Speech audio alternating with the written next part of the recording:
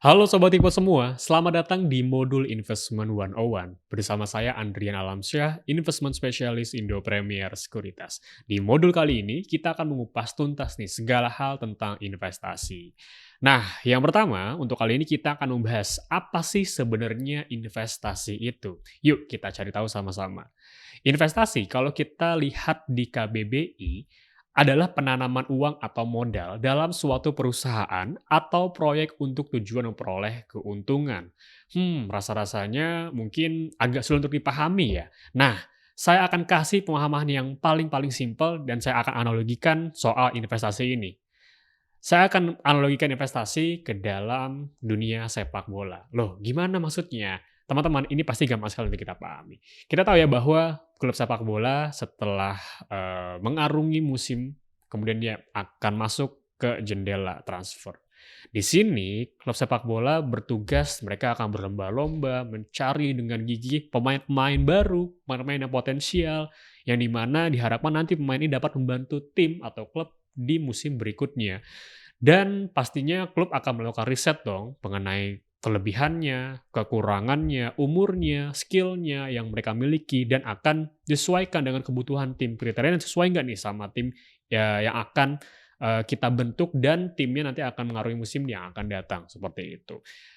Nah, dari situ nanti pastinya klub akan punya harapan besar bahwa pemain yang mereka pilih, pemain yang mereka beli itu dapat membantu klub sehingga menjadi juara di musim-musim berikutnya dan meraih banyak trofi. Kita ambil contoh langsung di sini pemain yang sangat fenomenal yang saya yakin Sobat Ipot itu udah kenal nih sama beliau. Itu adalah Cristiano Ronaldo yang dimana saya ambil rentang waktu 2006 sampai 2018 yang kita coba cek secara langsung di sini market value-nya atau harganya itu sangat bertumbuh pesat ya teman-teman ya.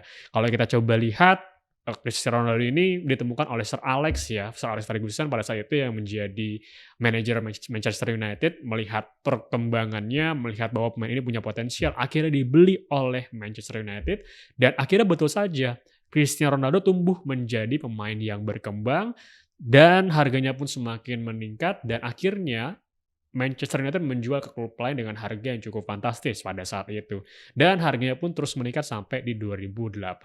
Ini adalah contoh bahwa investasi itu kita bisa lakukan secara tepat dan kalau kita bisa menemukan produk atau mungkin ya contohnya pemain yang tepat, kita akan mendapatkan suatu keuntungan yang optimal nanti di masa yang akan datang.